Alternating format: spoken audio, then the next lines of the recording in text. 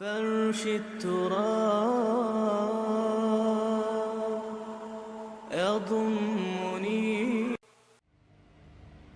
انسانوں میں نیکی کے بڑے مختلف بلکہ متضاد تصورات جو ہیں وہ پائے جاتے ہیں.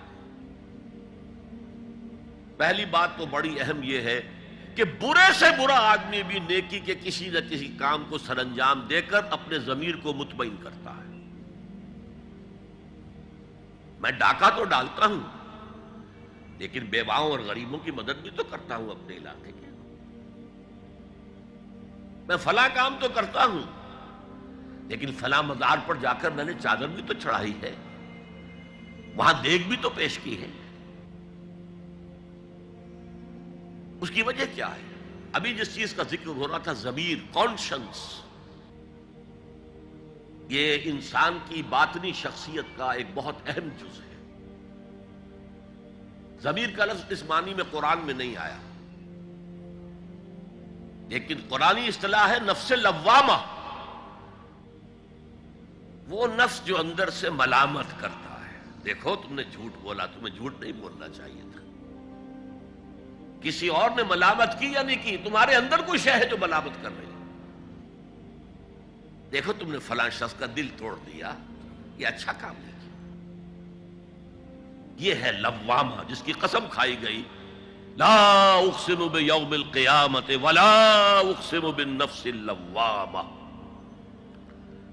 یہ نفس لوامہ ہر انسان میں ہے، اور جیسے ہمارے ظاہری وجود کے تقاضے ہیں، بھوک لگتی ہے، پیاس لگتی ہے، اسے کپڑے کی ضرورت ہے موسمی اثرات سے بچاؤ کے لیے، یہ جو مانوی شخصیت ہماری اندر ہے یہ بھی کچھ ڈیمانڈ کرتی ہے. اور انسان اپنے آپ کو مطمئن کرتا ہے، ریشنلائز کرتا ہے. ٹھیک ہے یہ تو خرابیاں ہیں، لیکن میں نے یہ کام بھی تو آخر کیے ہیں نا. یہ انسان کی ایک لازمی ضرورت ہے، اپنے ضمیر کو مطمئن کرنا. اب دیکھیے ہمارے ہاں کے مختلف طبقات میں مختلف تصورات ہیں نیکی کے جو رائج ہیں. ہمارے ہاں ایک مذہبی طبقہ ہے جس کے نزدیک اصل اہمیت ریچولز کی ہے، عبادات کی ہے، رسومات کی ہے. معاملات میں وہ دھوکہ دے رہے ہیں، سودا کر کے پھر گئے، ان کے دلوں میں نرمی نہیں ہے، سائلوں کو دھتکارتے ہیں. لیکن ایک اعتبار سے بہت نیک ہے، سودی کاروبار کرتے ہیں. ٹھیک ہے بھائی، میں سودی کاروبار تو کرتا ہوں، میں نے مسجد میں تو بنوائی ہے، میں نے مسجد میں جھاڑ بھی تو لگوا دیا ہے، میں نے مسجد میں قالین بھی تو بچھوایا ہے. تو نیکی کا ایک تصور یہ ہے ہمارے یہاں. اس کے بالکل برعکس ایک تصور ہے جدید تعلیم یافتہ طبقات کا تصور. آپ نے بارہا سنا ہوگا گفتگو، بھائی اصل نیکی یہ ہے کہ کوئی کسی کو دھوکہ نہ دے، جھوٹ نہ بولے، وعدہ پورا کرے، اپنا فرض صحیح طور سے ادا کرے. کہیں ملازم ہے تو اپنے فرائض صحیح طور سے ادا کرے. باقی رہ گئی نماز روزہ، یہ تو انفرادی باتیں ہیں، یہ کوئی کرتا ہے تو اپنے لیے، نہیں کرتا ہے تو کوئی بات نہیں. یہ دونوں ایک دوسرے کے بالکل برعکس تصورات ہیں.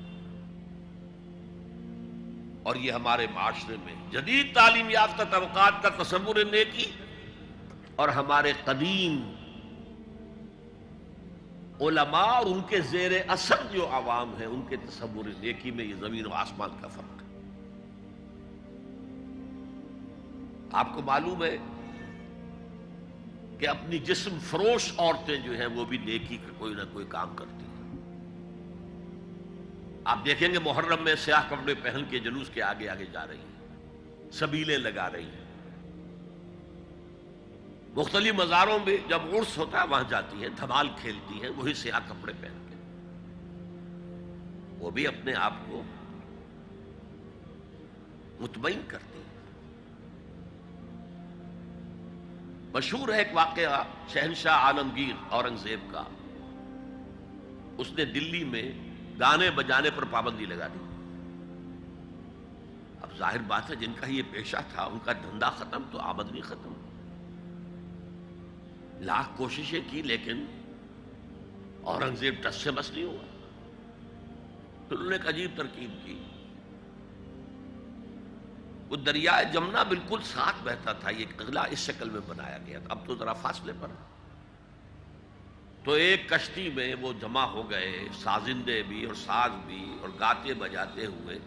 انہیں معلوم تھا فلاں وقت جو ہے بادشاہ جھروکے میں بیٹھ کر دریا کی سیر کرتا ہے, وہاں سے گزرے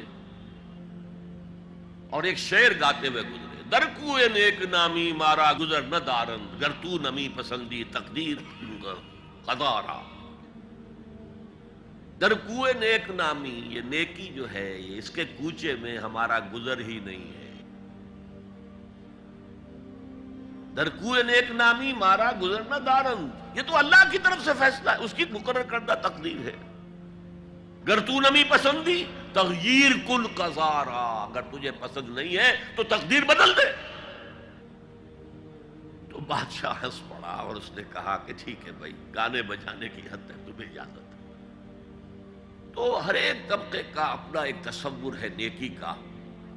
جیسے میں نے پہلے عرض کیا, بڑے بڑے ڈاکو جو ہیں وہ اپنے علاقے کے بیواؤں یتیموں کی سرپرستی کرتے ہیں, ویسے نہایت درندگی, سفاکی, انسانی جان کی کوئی حیثیت ہی نہیں. تو نیکی اصل میں کس شے کا نام ہے, کون سی چڑیا کا نام ہے, نیکی حقیقت میں کیا ہے, وہ ہے اس آیت کا مضمون. میں مثال دیا کرتا ہوں, ایک عام قصہ ہے کہ کسی گاؤں میں پہلی مرتبہ ہاتھی آیا.